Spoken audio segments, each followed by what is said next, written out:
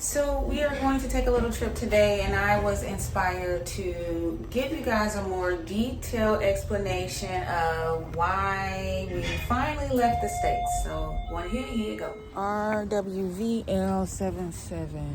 That should be here in 1 minute. So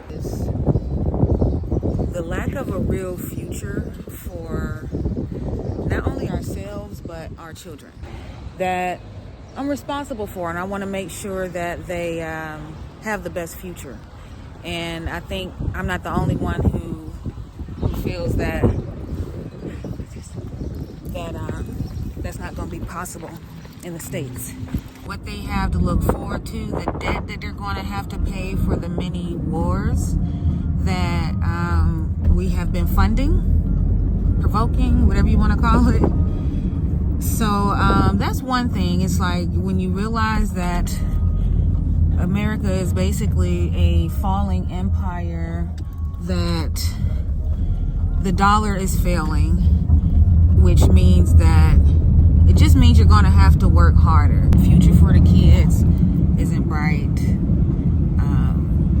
Education system sucks. We're just going to throw that in with the future because a nation that is uneducated and not taught correctly, that just can't lead to productivity, which is what we're experiencing now. Productivity is everybody looking down at their phone trying to figure out what's going on with Diddy. And we can't succeed like that as a country.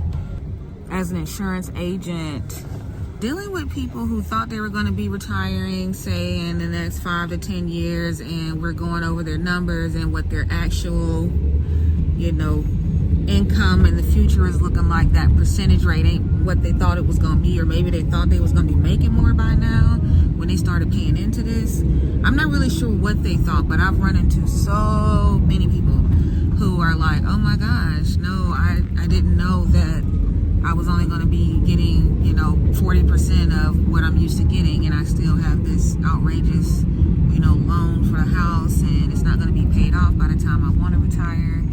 It's just not looking good. All right, so violence. So there's definitely been an uptick of violence and like mass shootings. And as much as I hate going to Walmart, we all know when you're in a bind and when you're trying to make your dollar stretch the most, Walmart is what you do, right? So in the city, the violence is just so much worse than if you go out to the middle of nowhere. So yeah, violence is definitely up there. We're gonna call that number 2. Violence is off the charts in the USA. Big city, even small towns are starting to experience it now. It's starting to creep out of the cities. Because honestly, most people in the cities just really got it like that. I mean, everybody's just like still kind of like struggling to make it happen. So I have a spousa husband who is melanated, and the USA really just don't take kindly to melanated people. And just, I ain't gotta go into all of that. It's just the violence and being that, okay, maybe violence won't partake me, we're not gonna get into all the missing women and stuff like that, but even just like the gun violence, I worry about my husband. When we lived in Detroit, Michigan, it was scary. It's one thing, like, having my husband, having to deal with that, but while we're in Detroit, we actually have a son. And that really, I guess I'll say it struck a fear in me. Because even though I worry about my husband, I know that he's grown. He can, pretty much handle himself. But there's only so much I can do. He still has to get out and be in the world and stuff. So having a son and being responsible for a young man that's melanated, I was just like, I don't know. I just had a little bit of terror and fright. And of course, I didn't know he was a boy until he got here. So it wasn't much like time for mental preparation. Like, oh, you're having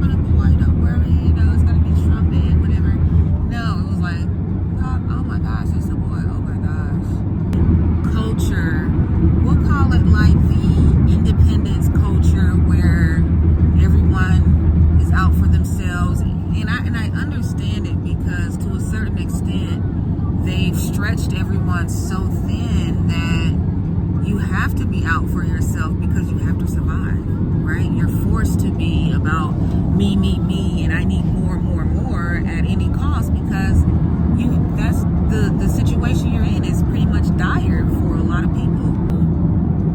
But if hubby gets deported, then we deported. I mean, that's just something simple to me. That's not a question. That's just like, oh, we gotta go to Turkey. Like, I don't care, whatever. Like, if that's where you got to go and you can't stay here, I can't stay here. I'm not staying here without you. What is that?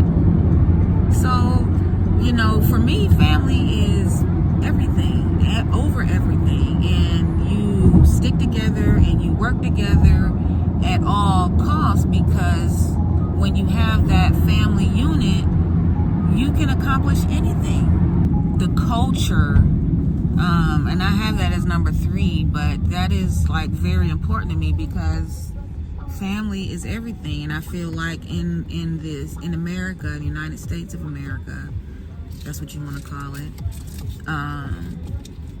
family is not first. Family is not important. Everything else is first. Like, it's fame or money, or it's really the same, because you want the fame because you want the money, because you want the stuff. You want to be able to live a good life. Get your own apartment, get your credit together, and get on this website so you get your credit together, and get your own house and your own car and your own this and your own that. And just that culture alone, and those commercials, and it's just like pushing this agenda that go get in your own debt at any cost.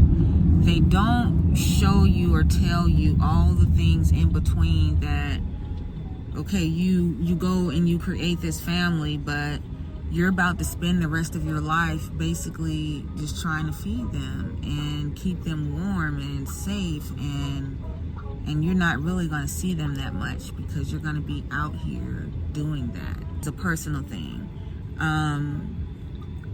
Having constant anxiety and being surrounded by people that are anxious, that are living on the edge, on the line, teetering on homelessness, hunger, not able to be able to afford, the things that they need, it kind of keeps everybody in a constant state of panic. Fiat.